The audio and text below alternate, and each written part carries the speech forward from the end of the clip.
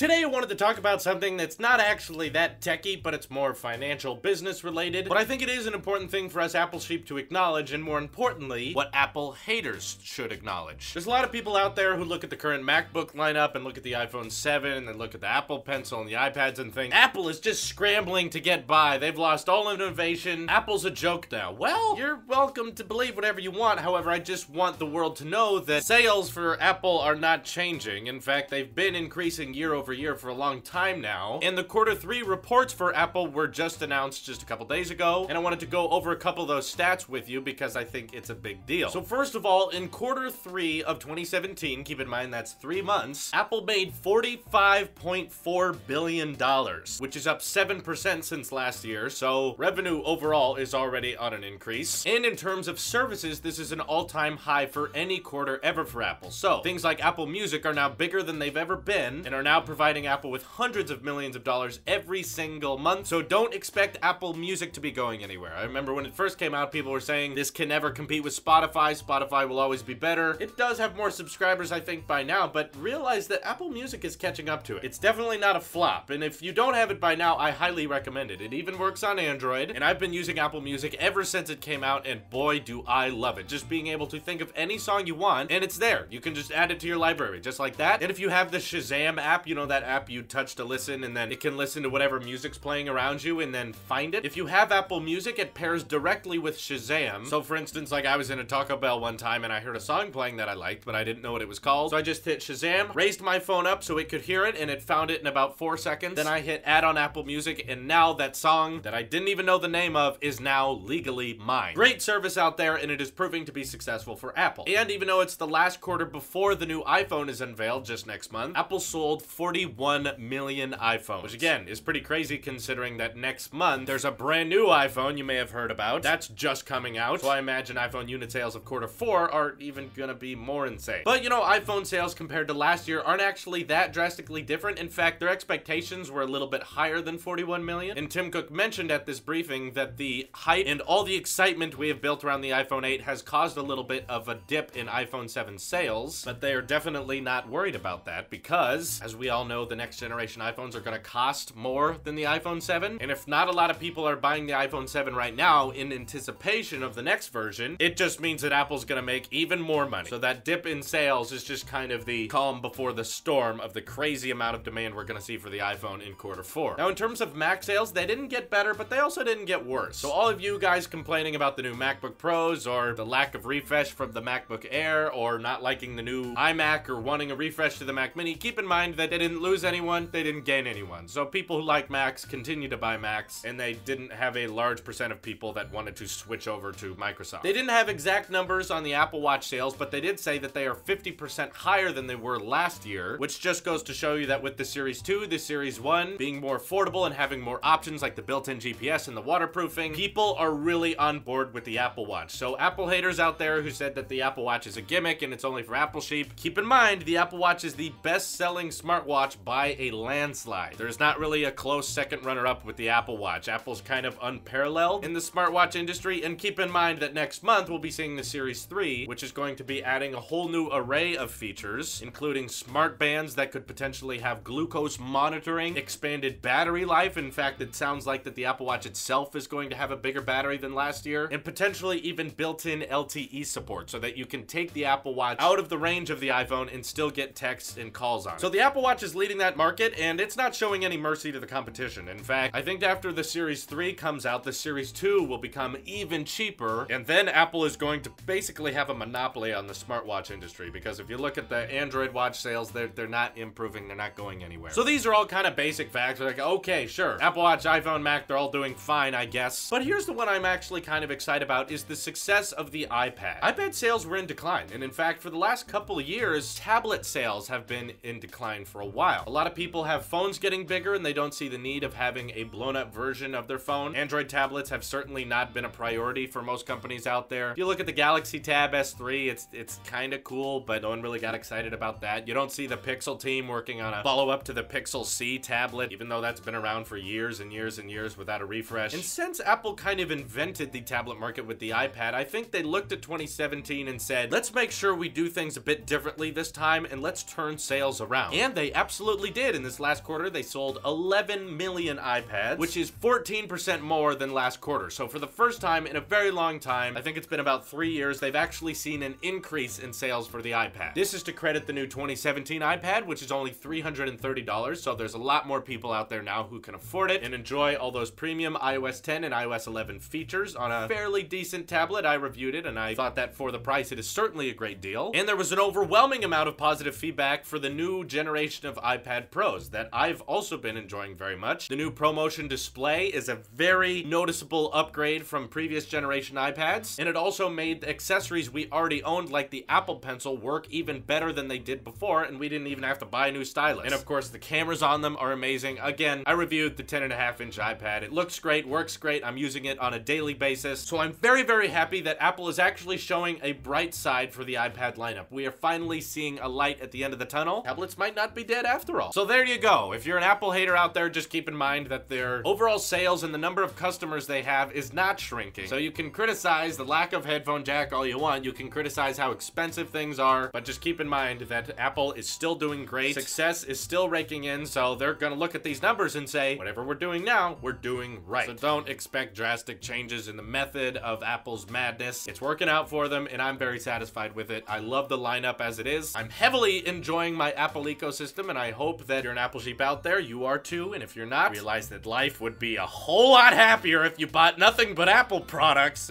This is like the heaviest Apple sheep video we've had in a long time. Thanks for watching this one, guys. This is your Apple sheep here, and I will see you in the next one.